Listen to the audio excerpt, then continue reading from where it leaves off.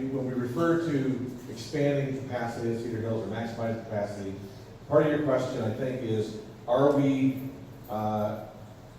assuming, well, let me just answer it this way. Are we assuming heights? Are we assuming widths beyond the boundaries?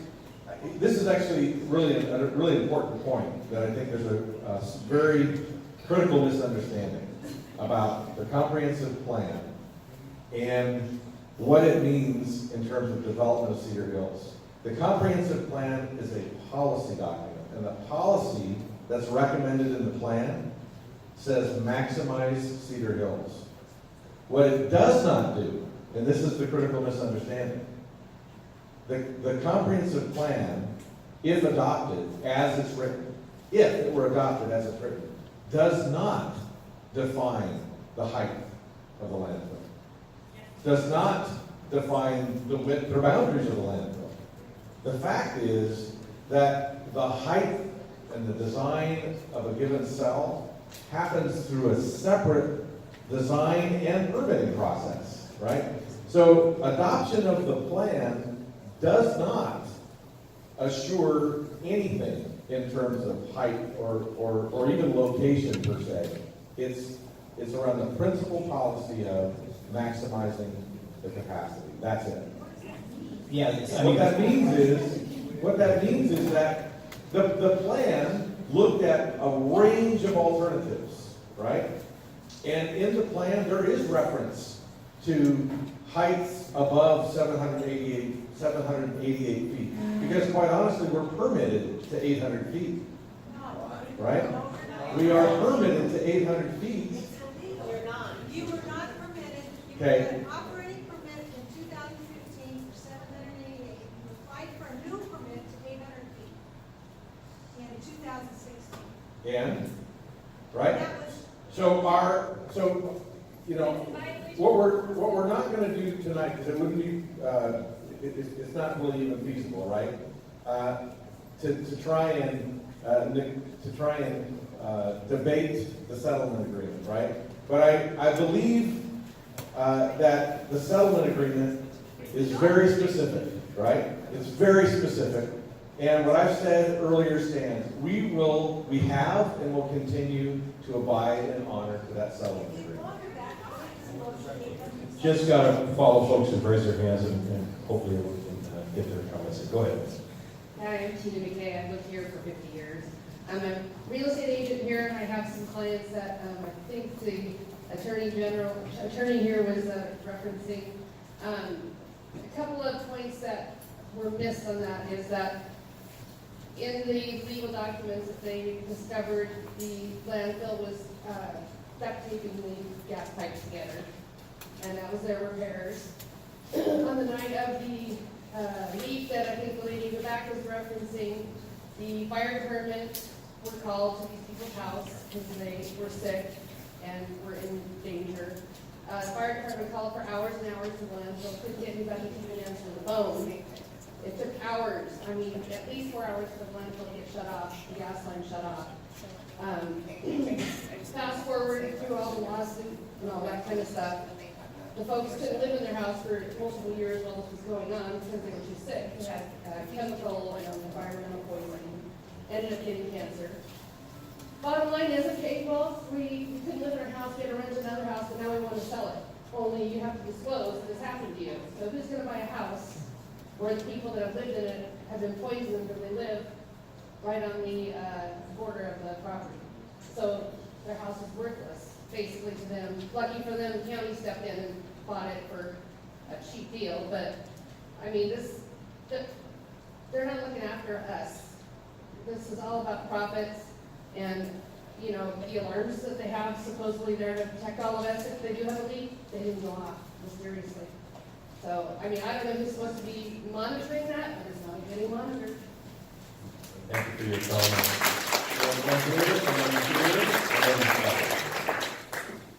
Well, I'm Dave Prohaska. I live in the Four Lakes community. I represent 76 families. And I've lived there since 1977. When I moved in, this area was zoned recreational. I checked the zoning before I bought my house. And under some grandfather clause they got to be a landfill. And then I heard in 1980 it was going to close, and I've been listening, it's going to be closed every about 5 years. They tell us it's going to close. And it doesn't close. And I have a question for Ryan on permitting. If there are complaints that go to Puget Sound in their agency, you get those complaints, and yet you still issue the permits, both for Cedar Hills and Cedar Road. I don't understand that.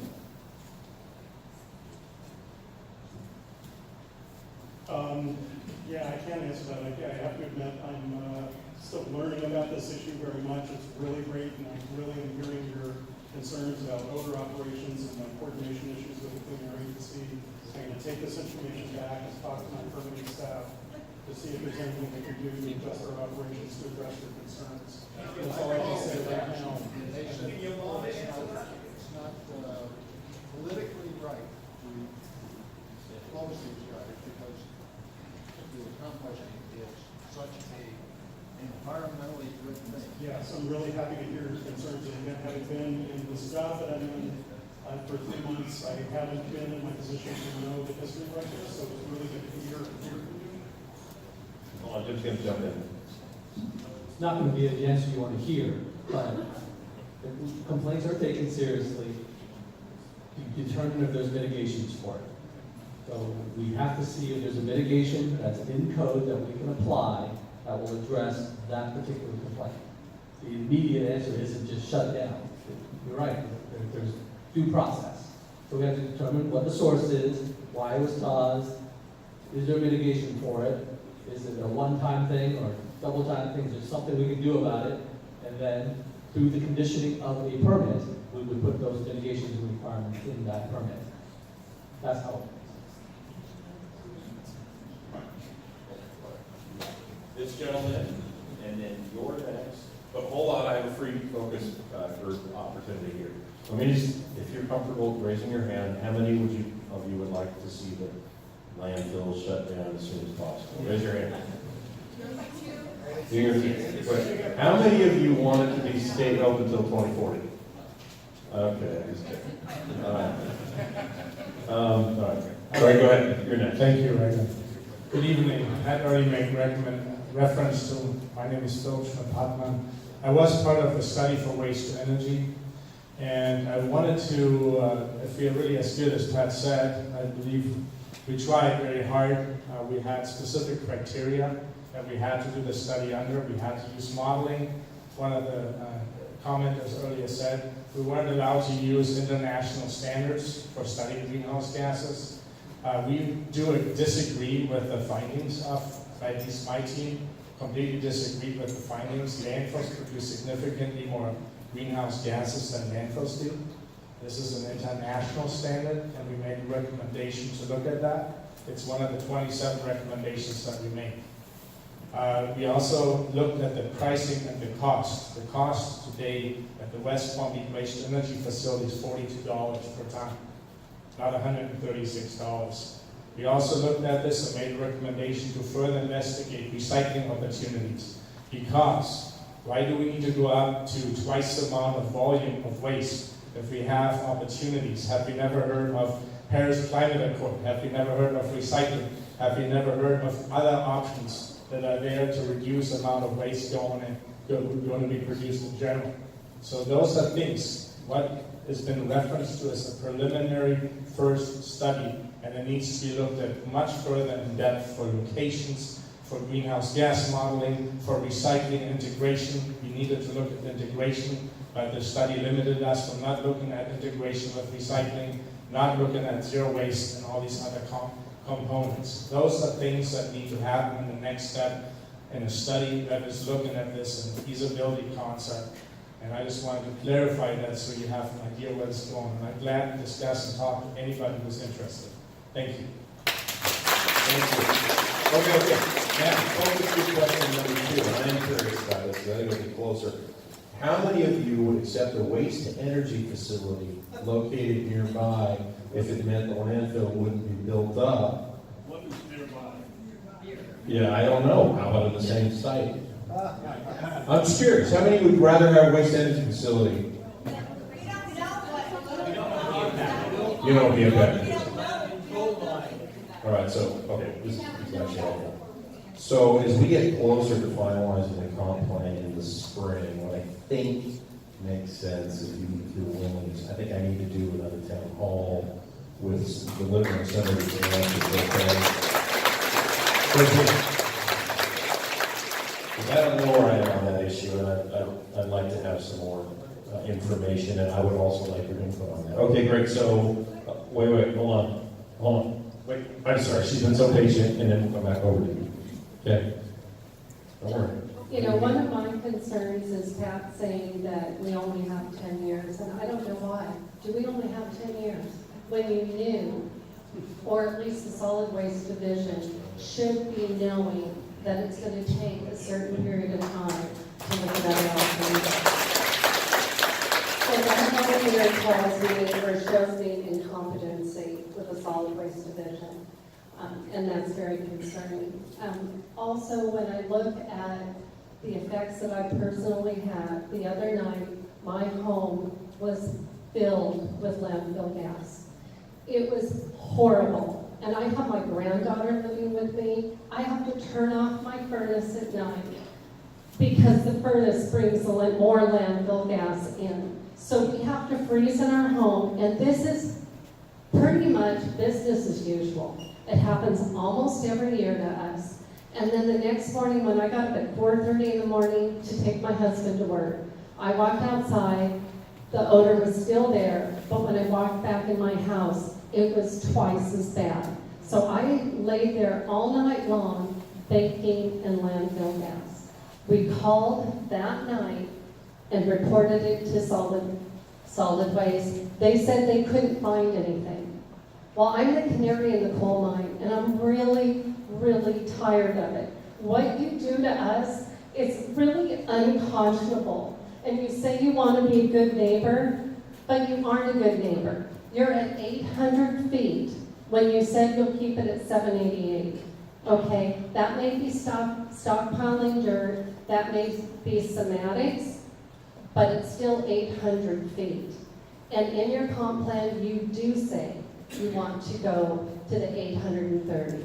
So I don't believe that that isn't where you're going to go. Also, you have interim cover on 5, 6, and 7. That is not a good seal on a landfill. And right now, you're not using soils where you are landfilling. You're, from what I understand or what I've been told, you're putting a tarp over it. Okay, so there is nothing, when you pull that tarp back, where does all that gas go? So there's so many concerns, and when I think about waste to energy, there is so much that solid waste isn't being honest about. There are lots of places in the world that have embraced it, and not only have they embraced it, you also have the ability to mine landfills with it and get rid of an entire landfill, and they have done that in Germany. So I think we do need to find out more about what waste to energy really is, get it from unbiased experts, world-renowned experts, because there is no one here that should agree to it if we don't have all the facts. And doing the long haul, I can't believe that it would take you 10 years, more than 10 years to do that if you have the will. Thank you for your time.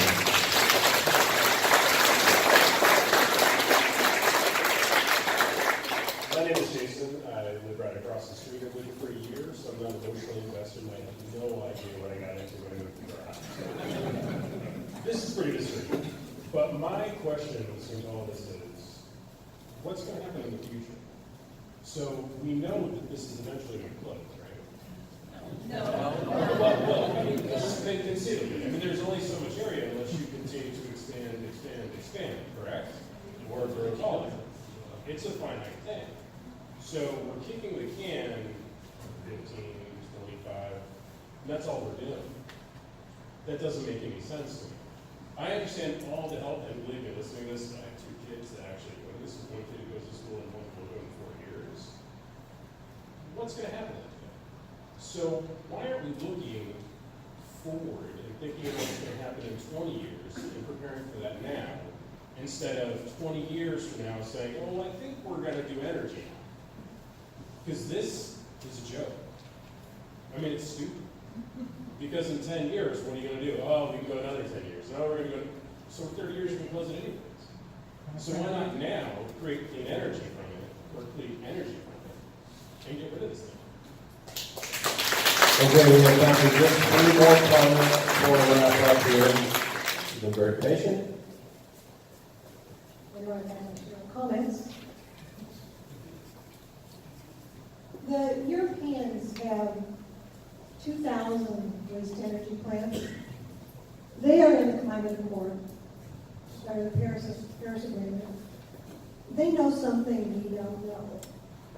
And I want to know why we don't know that, and why we're not using that. Because the European nations, China, as Jackie has said, these other countries know something. They're closing their landfills because they know that the waste energy plants are cleaner. They can detect from their stacks. If you do the research, they've got scrubbers and filters that can almost virtually eliminate the toxins coming out. And they can measure everything. Landfills, you have to put a glass cover over it to measure how much gas is really going out. And the other issue I have is, I think of the light rail. How many years did light rail, did they consider? 30 years, 40 years? They worried about it's too expensive. We can't do it. We're not sure, on and on and on. So they finally did something, and the cost is exorbitant now. If they wait till 2040 to do something, what are the costs then? So, and the other thing with their comp plan, they only cost it out till for 12 years. They cost it out to 2040. From 2028 to 2040 for the expansion. But all the other ones are costed out for 20 years to 2048. So the cost comparisons, I'm not convinced that they're accurate. Because what happens in 2040? Are they then going to go to waste energy? And what are the prices going to be compared to if they do it now? Those are the questions I would like to see answered.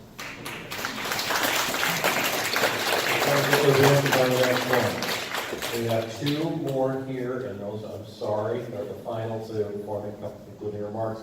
But also remember, we're going to do another one of these because there's absolutely a need for it, and we can hear from you again. Go ahead. Sure, very quick question. I think this might be directed toward Ms. Conway here. So I understood this week hearing that there are 2 very distinctive odors, one that comes off of the landfill, one that comes from composting. So on these reports that you're getting from the QC Clean Air, and the nasal rangers are out there, I'm told that they can tell where this smell is coming from. Can you affirm that that is correct? And if yes, can you tell us where's the majority of the smell is coming from? Is it from the landfill or the compost? Okay, you got this. Thank you for answering this. So the weekly complaints that I get are specifically for Cedar Grove. I have not received, but I am not the landfill person in our group. That would be my landfill lead person or Chantilly. But we can get that information. But what I have is the weekly complaints for the Cedar Grove complaints that are filed with the Clean Air Agency. So that is specifically for compost. As far as telling the difference between the 2, I would hope as the air authority they would be able to tell the difference between the 2.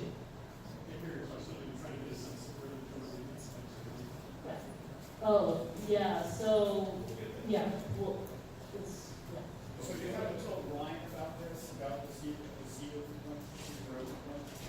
Ryan's your boss, right? Yes. And you haven't told your boss about all the Cedar Grove ones?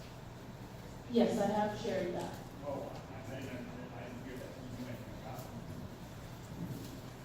This is the first time this evening that we've been speaking about Cedar Grove. Yeah, this is Cedar. There are obviously other complaints from multiple facilities, and let me see if I can't get a breakdown of where those are. They are slightly different odors. for those who live out there. Okay, wait, somebody else has a mic. Your turn. I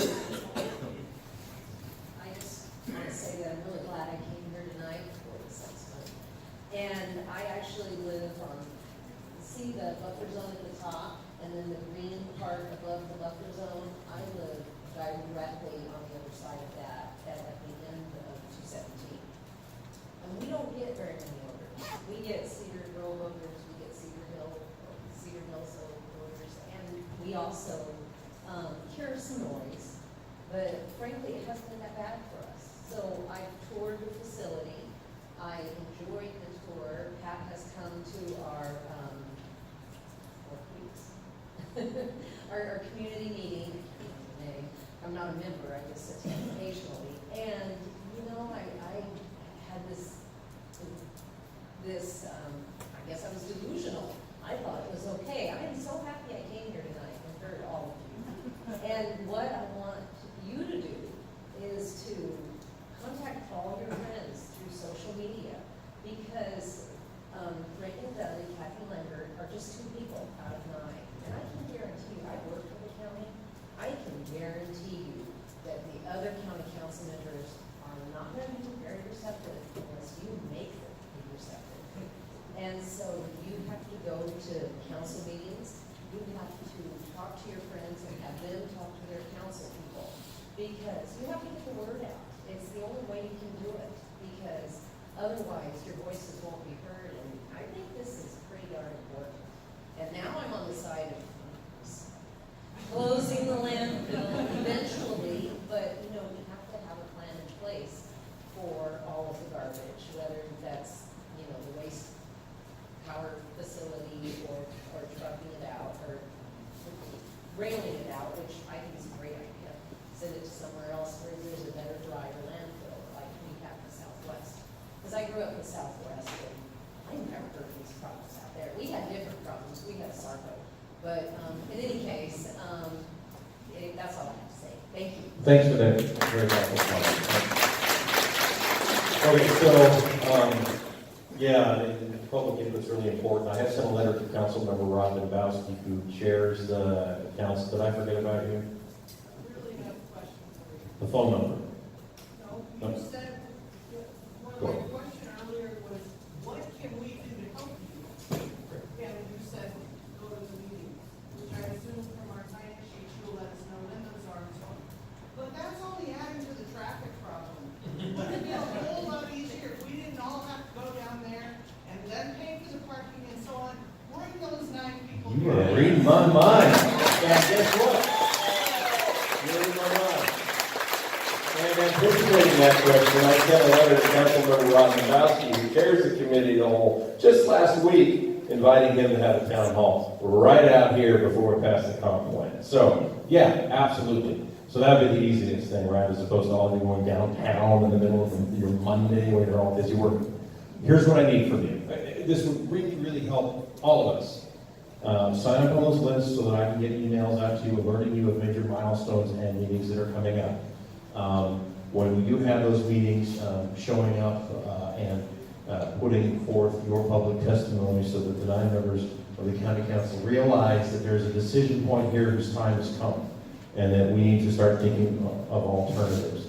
And it's obvious to me we need to do is these agencies that are sort of out there, like Food Secretary Agency, we've got to find a way to bring these agencies together, because they're operating in stovepipes and it's totally ineffective. It does not get you the answers you need. So as we do this plan, we need to plan together for better triage of information, perhaps even a regularly meeting working group as well. So those are the things that I need from you, and I will do. You hire me. I'd like to think at least, because my ability, I hope to get to cobble together 5 votes to try and get something done. That's what I'm working on right now, and it's like making a hamburger, but I think we have a really good chance to get there if your voices are heard. I'll just give you one quick question, ma'am, or comment. Can we have a list of emails for the people that are here tonight? Because there's all these people that we're hearing from is, you gotta talk to people that sound clean air. I would love to hear directly from you. We need their emails so that we can have a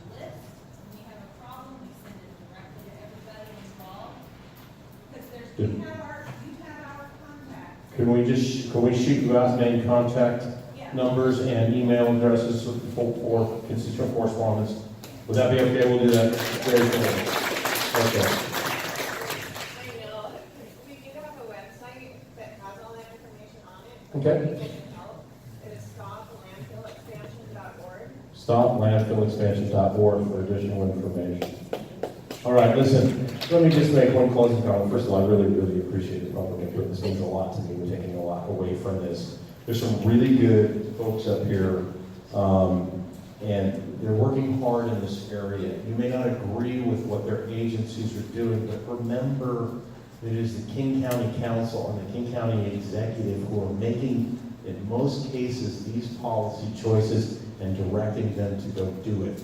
And so in order to change that, we have to change the solid waste comprehensive plan. And that is really, that's the seminal policy document that dictates what happens moving forward. So it really is at the county level. I want to thank all of them. Pat, you've been wonderful. Jen, you've been great. Jeff, thanks for coming out to D9. I appreciate it very much. State Representative Paul Graves has always been a great advocate on this issue. So thanks everyone for coming. We'll see you soon.